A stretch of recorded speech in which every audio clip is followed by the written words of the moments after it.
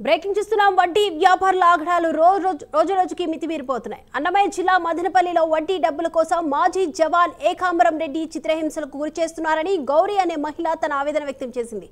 ₹1,00,000 అప్పు ఇచ్చి ₹10,00,000 వసూలు చేశారని, అప్పు తీర్చలేదంటూ ఇంటికి వచ్చి శారీరకంగా మానసికంగా వేధిస్తున్నారని వాపోయింది.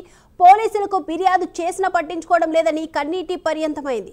వెంటనే పోలీసులు తమకు న్యాయం చేయాలని, లేకపోతే ఆత్మహత్య శరణ్యమని బాధితురాలు గౌరీ వేడుకుంటుంది.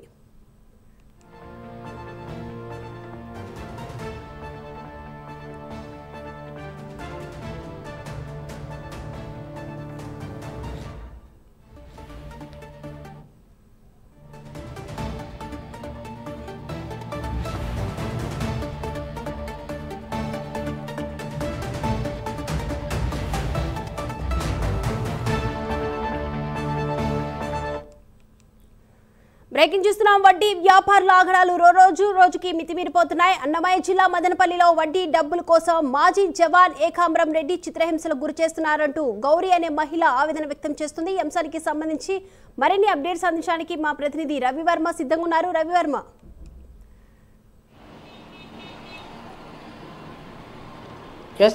ఇవాళ జిల్లాలో కాల్మనీ కేసులు రోజుకి ఎక్కువ అవుతున్నాయి. ముఖ్యంగా మొన్న సత్తివేడు, నిన్న పాలమనేరు, ఇవాళ మదనపల్లి ఇలాంటి కాల్మనీ కేసులు ఒక్కొక్కటిగా వెలుగు చూస్తున్నాయి. ముఖ్యంగా ఆర్థికంగా చితికిపోయినటువంటి ఫ్యామిలీలు ఆర్థిక అభివృద్ధి కోసం అప్పు చేయడం, వాటిని సకాలంలో కట్టలేకుండా వాళ్ళు అనేక రకాల వేధింపులకు గురవుతున్నటువంటి ఘటన చోటు చేసుకుంది. ముఖ్యంగా మదనపల్లిలోని రెడ్డి కాలనీలో నివాసం ఉన్నటువంటి నటరాజు తన ఆటో డ్రైవరు, అతని కుటుంబ అవసరాల నిమిత్తం ఏకాంబరం అనే మాజీ ఆర్మీ అధికారి రిటైర్డ్ ఆర్మీ అధికారి వద్ద డబ్బులు తీసుకున్నాడు. దాదాపు 3 ఏళ్ల క్రితం ₹1,00,000 అప్పు తీసుకున్నాడు. అయితే ఆ అప్పును సకాలంలో కట్టకపోగా రోజు నిత్యం వేధిస్తూ ఉన్నాడు.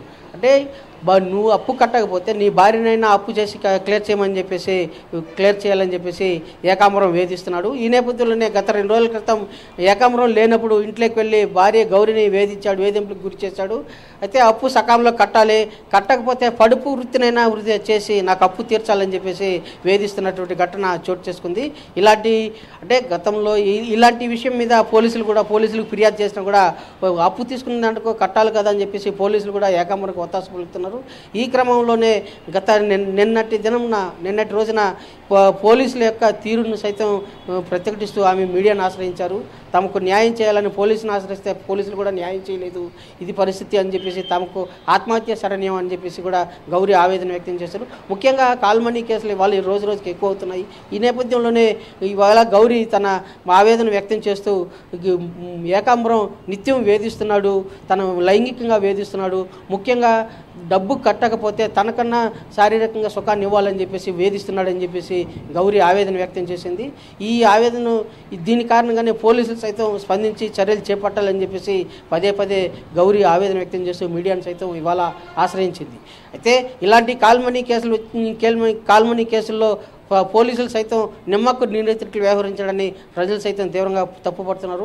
అప్పు తీసుకోవడం సహజం, సకాలంలో చెల్లించాలనే విధానం ఉన్నా కూడా, అయితే ఆర్థిక సమస్యల కారణంగానే ఒకరోజు ఇటు ఉన్నా కూడా పోలీసులు నచ్చజెప్పి ఏకాంబరానికి తగిన విధంగా సూచనలు చేయాల్సిన అవసరం అయితే ఉంది.